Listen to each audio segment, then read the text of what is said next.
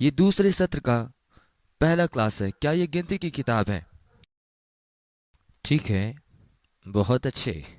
इससे पहले कि मैं आरंभ करूं, मैं आश्वस्त हो जाना चाहता था, अन्यथा आप कहते हैं नहीं नहीं हम गलत पन्ने पर हैं।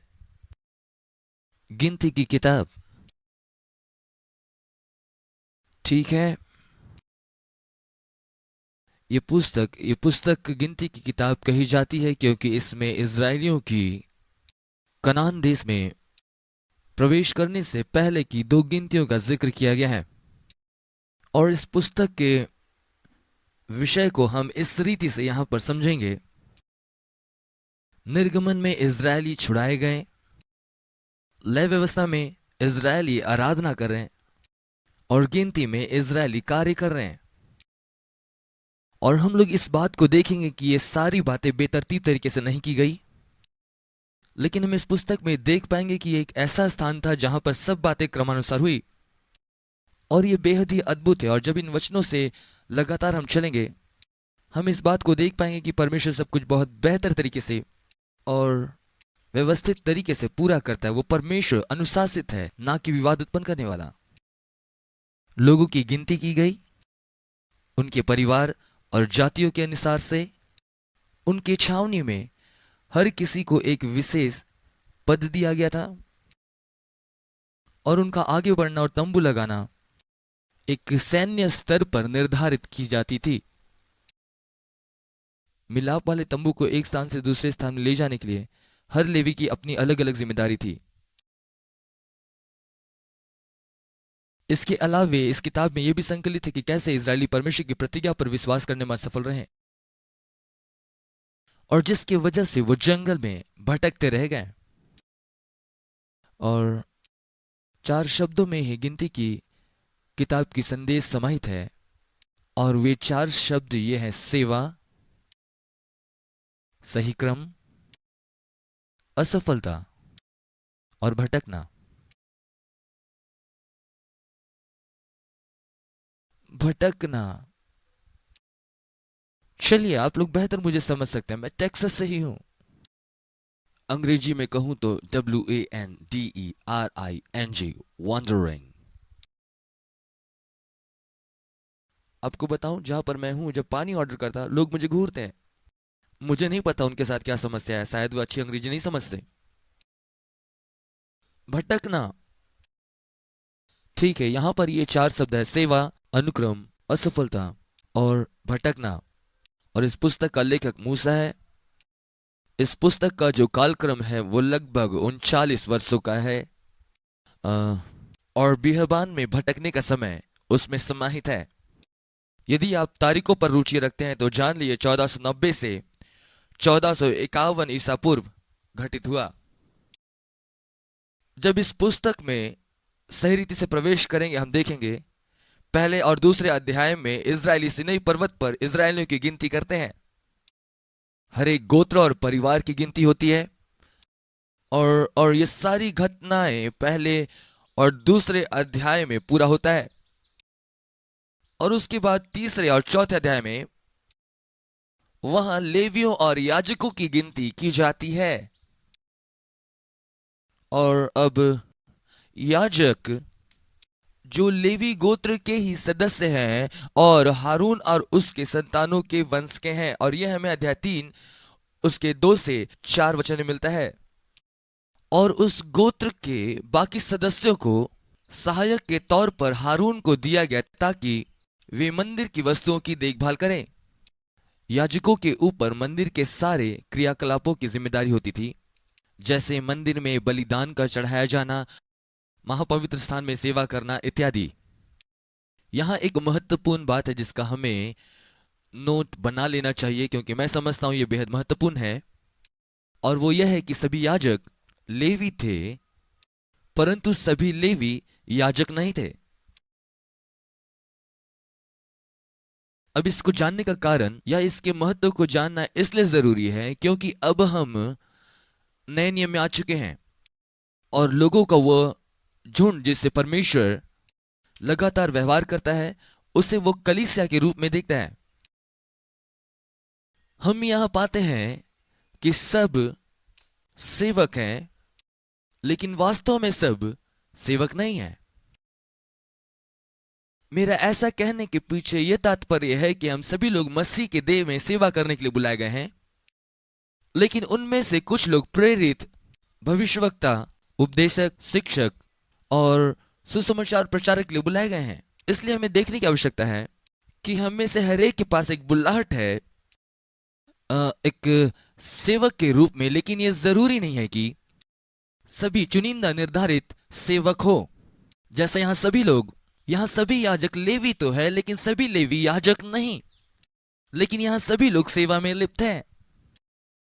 और इसलिए और मैं समझता हूं इस बात का जिक्र करना जरूरी है, क्योंकि कि यदि हम इसे ना समझ पाए कि हमारा परमेश्वर सही क्रम का परमेश्वर है, तब क्या होगा कि कई बार हम उन बातों को पकड़ लेंगे जो कहता है कि परमेश्वर मनुष्य का पक्ष नहीं धरता, जो कि एकदम सत्य है, और वो हम सभी से समान रीति से प्रेम करता है। यह बात भी एकदम सत्य है। लेकिन इस देह में कुछ लोग विशिष्ट कार्य करने के लिए बुलाए गए हैं और अन्य लोग नहीं। लेकिन इसका मतलब कि यह उसके परमेश्वर के साथ संबंध को कम करते, यह तो उन्हें परमेश्वर द्वारा दिया गया काम है। हमें इसे समझना है और हमें इस बात को भी समझने की आवश्यकता है कि परमेश्वर की योजना में हम सभी लोग मसीह के देह में किसी न किसी रीति से सेवा करने के लिए बुलाए गए हैं। हम यहाँ पे मिनिस्ट्री या प्रबंधन शब्द का इस्तेमाल कर रहे हैं, लेकिन हम यहाँ पर सेवा शब्द का इस्तेमाल कर सकते हैं। हम सभी लोग सेवा करने और सेवक होने के लिए बुलाए गए हैं, और हमें पहचानना है कि हमारी बुलाहट क्या है। परंतु कुछ लोग ऐसे स्थानों में रखे गए हैं जिसे आप अगुआ कहते हैं, जैसे प्रेरित, भविष्यवक्ता, प्रचारक, उपदेशक और शिक्षक। ठीक है, अब गिनती की किताब की 5वीं और 6ठी अध्याय व्यवस्था से संबंधित है जो उन्हें दी गई थी, और उन्हें नाज़ीर की व्यवस्था और इत्यादि बातों को दिया गया था, और उस पर हम ज्यादा समय नहीं बिताएंगे। अध्याय 7 ये राजकुमारी के दान के विषय बातें करता है। फिर से एक बार इन बातों पर हम ज्यादा समय नहीं देंगे। अध्याय 8 परमेश्वर की सेवा के लिए जो लेवीगण थे उनके शुद्धिकरण के विषय है, जो कि अच्छा और रोचक है, लेकिन हम इससे आगे बढ़ेंगे। लेकिन इसके बाद 9वीं अध्याय में हम उस बिंदु में पहुंच गए हैं जहां वे फसह के पर्व को मनाने की बातें कर रहे हैं। यदि आप याद कर पा रहे तो आपको पता होगा कि यह उस समय स्थापित किया गया जब वो मिस्र से छुड़ाए गए। फसह का भोज पहली बार वहां लिया गया था, और उन्हें यह निर्देश मिला था कि इस फसह को जारी रखा जाए। और यहाँ 9वीं अध्याय में हम यहाँ पर फसह के बारे सीखते हैं और बादल के बारे सीख पाते हैं। और यहाँ हम 9वीं अध्याय के 15वें वचन को जब पढ़ते हैं तो यह पाते हैं कि जिस दिन निवास, जो साक्षी का तंबू भी कहलाता था, खड़ा किया गया, उस दिन बादल उस पर छा गया, और संध्या को वह निवास पर आग सा दिखाई दिया और भोर तक दिखाई देता रहा। भोर तक दिखा। नित्य ऐसा ही हुआ करता था, अर्थात दिन को बादल छाया रहता था और रात को अग्नि। और जब जब वो बादल तंबू पर से उठ जाता था तब इजरायली प्रस्थान करते थे, और जिस स्थान पर बादल ठहर जाती वहां इजरायली अपने डेरे खड़े करते थे। यहोवा की आज्ञा से इजरायली प्रस्थान करते थे और यहोवा ही की आज्ञा से वे डेरे भी खड़े करते थे, और जितने दिन तक वो बादल निवास पर ठहरा रहता उतने दिन तक वे डेरे डाले पड़े रहते थे। जब बादल बहुत दिन निवास पर छाया रहता था तब भी इजरायली यहोवा की आज्ञा मानते और प्रस्थान नहीं करते थे। कभी कभी वो बादल थोड़े ही दिन तक निवास पर रहता और तब भी वे यहोवा की आज्ञा से डेरे डाले पड़े रहते थे, और फिर यहोवा की आज्ञा से वे प्रस्थान करते थे। और कभी कभी बादल केवल संध्या से भोर तक रहता, और जब वो भोर को उठ जाता था तब वे प्रस्थान करते थे, और यदि वो रात दिन बराबर रहता था तो जब बादल उठ जाता था तब वे प्रस्थान करते थे। वो बादल चाहे तो 2 दिन, चाहे महीना, चाहे वर्ष भर, जब तक निवास पर ठहरा रहता तब तक इजरायली अपने डेरों में रहते थे, प्रस्थान नहीं करते थे। परंतु जब वो उठ जाता था तब वे प्रस्थान करते थे। यहोवा की आज्ञा से वे अपने डेरे खड़े करते और यहोवा की आज्ञा से वे प्रस्थान करते थे। जो आज्ञा यहोवा मूसा के द्वारा देता था उसको वे माना करते थे। अब हमने इसके बारे में पढ़ा, और ऐसा दिखता मानो बहुत से बातों को दोहराया गया है, जिसका मतलब है कि यहाँ कुछ महत्वपूर्ण बात छुपी हुई है जिसके द्वारा हम सच्चाई जान सकते हैं। और मैं ऐसा सोचता हूं कि यदि हम इसे जरा देखें तो हम बहुत आसानी से ये पहचान सकते हैं कि वो बादल और वाग का खंबा इजरायली संतानों को निर्देश देने में अपनी भूमिका निभाता है।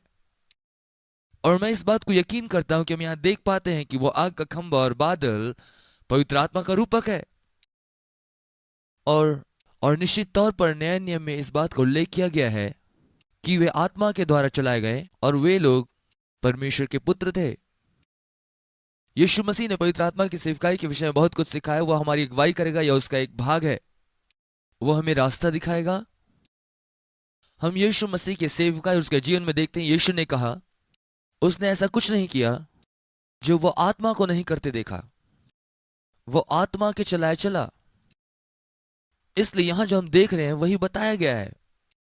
परमेश्वर चाहता है कि हम उसके निर्देशों का पालन करें।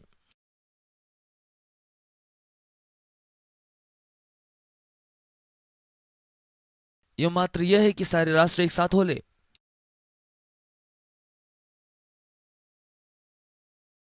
परंतु हम यहां क्या देख रहे हैं कि परमेश्वर सर्वदा से अपना नेतृत्व उपलब्ध करा रखा है और उसे वो सरल बनाता है। और वो कहता है जब बादल को चलते देखो तो तुम भी चलो, जब बादल रुके तो तुम भी रुको। और हमारे लिए नए नियम में जब पवित्र आत्मा चले आप भी चलें, जब पवित्र आत्मा ना बढ़े आप भी रुके। मुख्य बात यह है कि वो सरल करता है। और गिनती की पुस्तक में इस तस्वीर के द्वारा वो हमें यही दिखाना चाहता है कि परमेश्वर जानता है कब और कहां हमें होना है और कैसे होना है। इसलिए यह एक महत्वपूर्ण बात है कि हम संवेदनशील होना सीखें पवित्र आत्मा के प्रति, ताकि जब वो चले हम चले, जब वो रुके तो हम रुके। इसका मतलब यह है कि कभी वो कहेगा हां, कभी वो कहेगा नहीं, और कभी वो कहेगा अभी नहीं। फिर से एक बार, कुछ प्रसिद्ध शिक्षाओं के विरोधात्मक एक मसीही जीवन में यह एक हरी बत्ती का चिन्ह नहीं है। शायद आप में से कुछ लोग नहीं जानते मैं क्या कह रहा हूं। कुछ प्रसिद्ध शिक्षाएं जो लगातार मसीह के देह में प्रचार की जाती है, उनके लिए लगातार हर बातों में हरी बत्ती जलती है, जहां आप लगातार बढ़ते ही रहते हैं। लेकिन आप वचन को ध्यान से देखें, वहां जाने का समय और रुकने का भी समय है। और यहां इस किताब में हम लोग यही बातों को देख रहे हैं। इसे देखने का महत्व यही है कि जरूरी है कि हम आत्मा के चलाए चलें। ठीक है, इसके बाद हम आगे 10वें अध्याय में जाते हैं और वहां से होते हुए 19वें अध्याय की ओर आगे बढ़ते हैं, जहां वे सीनै से कादेश की ओर आगे बढ़ते हैं। 10वां अध्याय वे आगे बढ़ना आरंभ करते हैं। फिर से एक बार ये एक सही क्रम में आरंभ होता है। और आप कल्पना करें, निश्चित तौर पर अनुमानतः वहां 10 लाख से 30 लाख लोग थे। इसके बारे में सोचें, उतने सारे लोगों का चलना ताकि वो अन्य स्थान तक पहुंचे। हमारे पास एक बहुत ही छोटा सा उदाहरण है। जब आप अपने ब्रेक रूम में जाना चाहते हैं,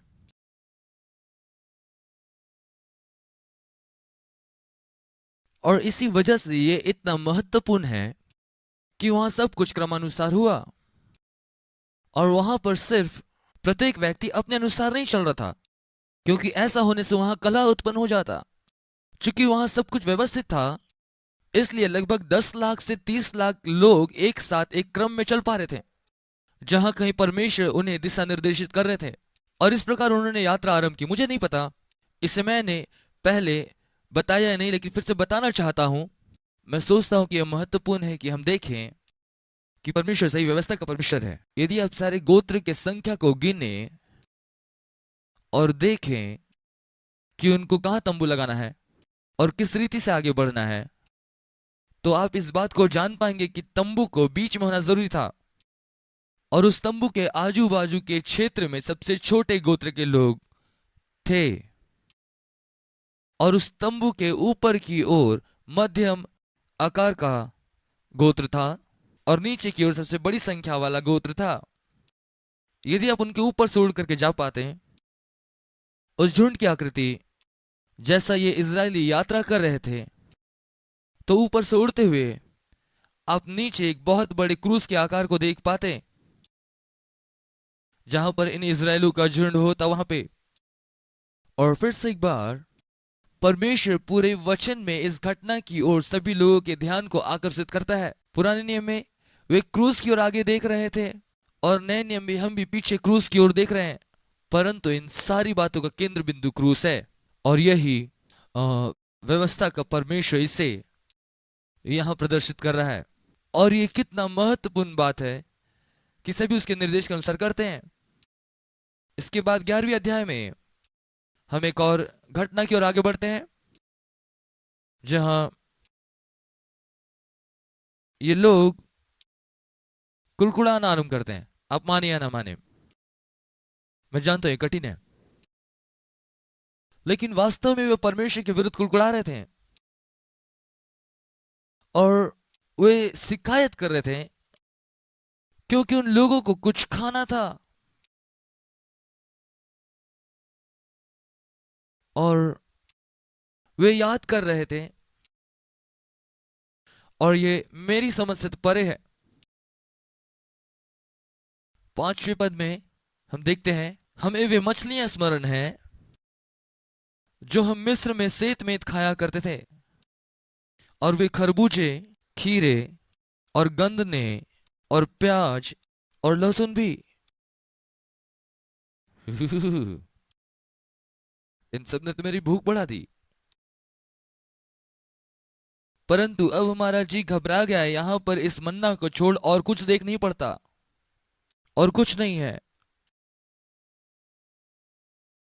यह उनके लिए परमेश्वर का उपाय था, लेकिन इससे वे संतुष्ट नहीं थे, और इससे वे परेशान हो गए थे, क्योंकि ये वैसा नहीं जैसा वे मिस्र में पाते थे। इसलिए 10वें पद में मूसा सुनता है लोगों को, और मूसा ने सब घराने के आदमियों को अपने अपने डेरे के द्वार पर रोते सुना, और यहोवा का कोप अत्यंत भड़का, और मूसा को भी बुरा मालूम पड़ा। और मूसा ने परमेश्वर से कहा, तू अपने दास से यह बुरा व्यवहार क्यों करता है, और क्या कारण है कि मैं तेरी दृष्टि में अनुग्रह नहीं पाया कि तूने इन सब लोगों का भार मुझ पर डाला। क्वैं क्वैं क्वैं। सभी लोग वहां पर भेड़ के समान मिमियाने लगे, और वो कहता है, क्या सब मेरे ही कोख में पड़े हैं? क्या मैंने इन्हें उत्पन्न किया? जो तू मुझसे कहता है कि इन्हें अपने गोद पर उठाए फिरो, क्या वो अपना पल्ला नहीं झाड़ रहा? इसके बाद 13वें आयत को देखें, मुझे इतना मांस कहां से मिले कि मैं इन लोगों को दूं? ये मेरे पास ये कहकर रो रहे हैं कि तू हमें मांस खाने को दे। मैं अकेला इन सब लोगों का भार नहीं संभाल सकता, ये मेरी शक्ति के बाहर है, कठिन है। यहोवा ने मूसा से कहा, इजरायली पुरनियों में से 70 ऐसे पुरुष मेरे पास इकट्ठे कर, मिलाप वाले तंबू के पास ला, कि वे तेरे साथ यहां खड़े हो, मैं उनसे बातें करूंगा। और जो आत्मा तुझ में है उनमें से कुछ लेकर उनमें समवाऊंगा, और वे इन लोगों का भार तेरे संग उठाए रहेंगे।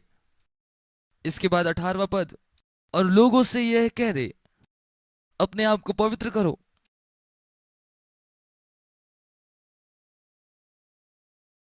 कल के दिन तुम मांस खाने पाओगे, क्योंकि तुम यहोवा के सुनते हुए ये कहकर रोए हो कि हमें मांस खाने को कौन देगा, हम मिस्र ही में भले थे, इसलिए यहोवा तुमको मांस खाने को देगा।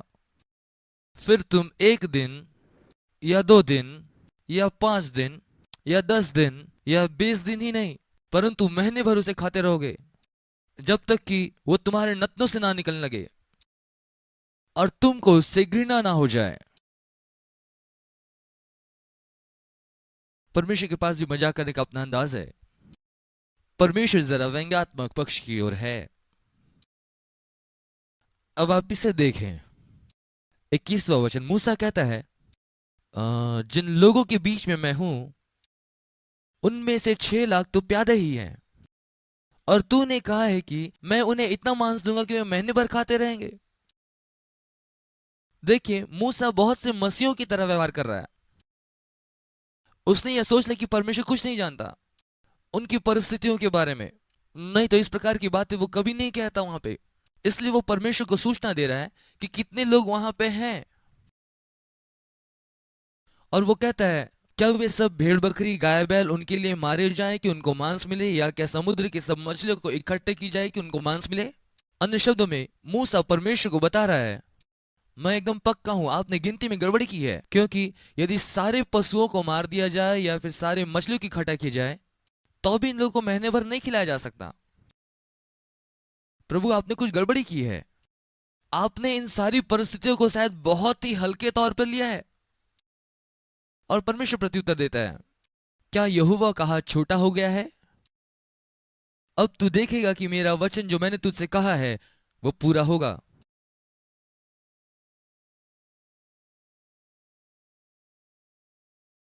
इसलिए यहां क्या होता है, 31 पद से हम आरंभ करेंगे। तब यहोवा की ओर से एक बड़ी आंधी आई और वह समुद्र से बटेर उड़ा के छावनी पर ले आई, एक और एक दिन की दूरी तक और दूसरी ओर भी एक दिन की दूरी तक, और उनके छावनी के चारों ओर 2 हाथ लगभग ऊंचे तक छा गए। मुझे इसे अंग्रेजी में विभाजित करने दीजिए। हर दिशा में लगभग 20 मील की दूरी तक, लगभग 3 फीट की ऊंचाई तक बटेर ही बटेर।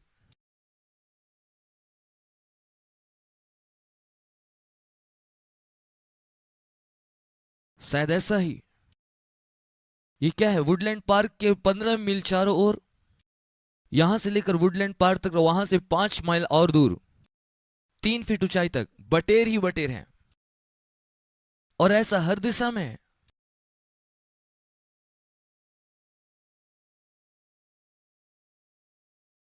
इसलिए अब उनके पास भुनी हुई बटेर है, आग में पकी हुई बटेर है, उबली हुई बटेर है, मसाला बटेर है। हर तरफ आपको बटेर मिल सकता है। तब तक, जब तक कि वो आपके नाक से बाहर ना निकले। ये एक अच्छा तरीका ये कहने का कि वे खाते खाते बीमार हो गए। इस कहानी का मुख्य बिंदु यह है, यहोवा का हाथ छोटा नहीं है। इस कहानी का दूसरा पहलू यह है कि जरूरी है कि आप और मैं इस बात के लिए सचेत और सजग हों कि जब परमेश्वर हमसे बातें करें, हम उससे तर्क वितर्क ना करें। मूसा मानवीय तर्क का इस्तेमाल कर रहा था।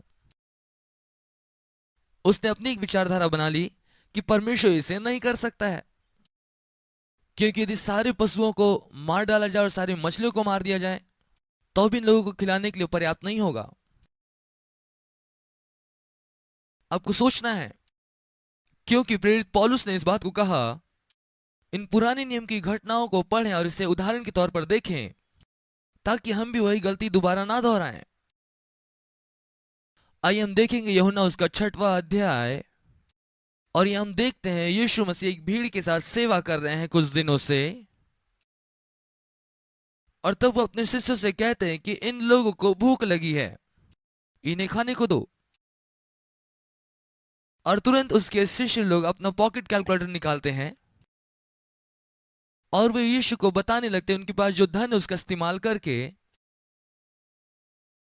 इस भीड़ को खिलाने के लिए पर्याप्त भोजन नहीं खरीद पाती। यदि धन होता तो भोजन वस्तु कम पड़ जाती, राशन के दुकानों में कैसे खिलाएंगे। और मैं नहीं जानता आप क्यों कह रहे हैं उन्हें खिलाने, जब आप जानते हैं उन्हें नहीं खिला सकते।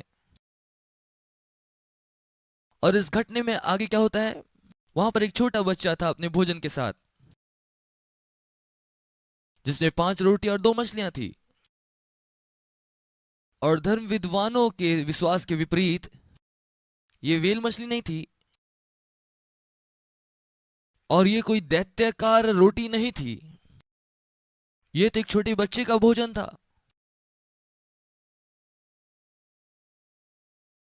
और क्या आप याद करते हैं इस कहानी में आगे क्या होता है?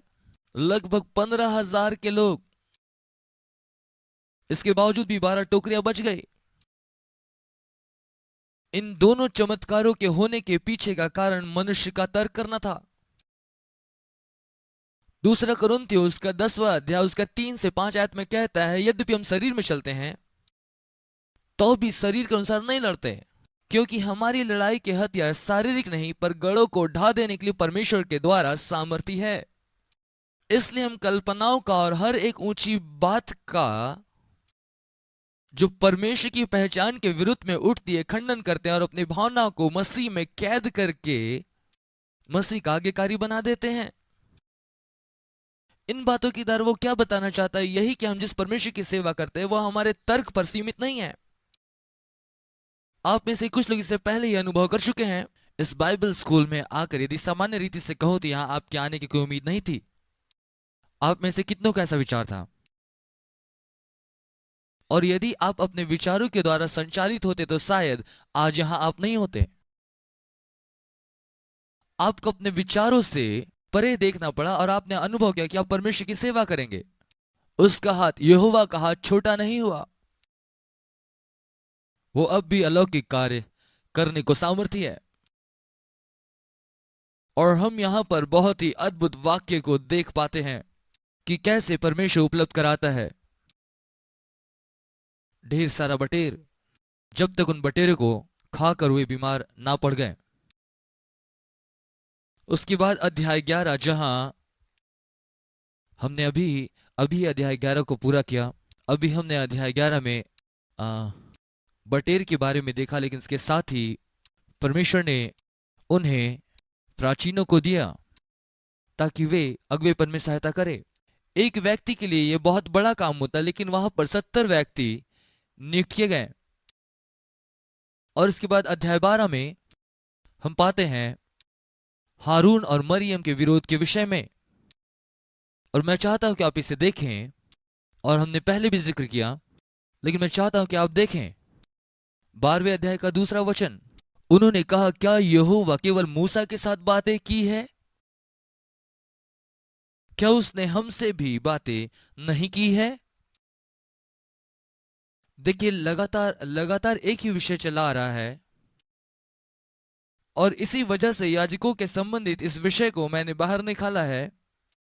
एक सवाल है कि परमेश्वर में से प्रत्येक के द्वारा बातें कर सकता है? और उत्तर है बिल्कुल कर सकता है, परंतु हम में से प्रत्येक व्यक्ति उस अगवेपन के स्थान पर नहीं हो सकते। क्या आप देख पा रहे हैं? और आज भी बहुत सारे स्थानीय कलीसियाओं में भी इस प्रकार के विरोधात्मक आवाज को, जो पासवान के विरुद्ध उठते हैं, सुन पाते हैं। और लोग कहते हैं जैसे आप परमेश्वर की आवाज सुनते हैं हम भी सुनते हैं। हो सकता है ये एक सही वक्तव्य है, लेकिन आप पासवान नहीं है। और हमें इस बात को बेहतर रीति से समझना है कि परमेश्वर के पास, उसके पास अधिकार है, और मसीह की देह में एक आज्ञाओं की श्रृंखला है, और हमें उसका आदर करना है। और परमेश्वर से कितनी गंभीरता से लेता है। अब देखिए हारून और मरियम के साथ क्या हुआ। यह सब कुछ उस अधिकार के विरोध करने के कारण हुआ। वे कोढ़ से पीड़ित हो गए। यह इस बात को दर्शाता है कि परमेश्वर ने जिसे अधिकार के पद पर रखा उसके प्रति वो कितना गंभीर है।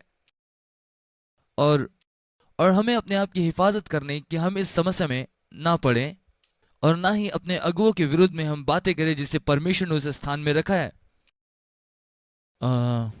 तो क्या इसका यह मतलब है कि अगुआ हमेशा सही है? नहीं, लेकिन तब तक वो अगुआ है जब तक परमेश्वर उसको हटाना दे उस अगुएपन के अधिकार से। मैं यहां नए नियम में एक वचन को ढूंढने का प्रयास कर रहा था,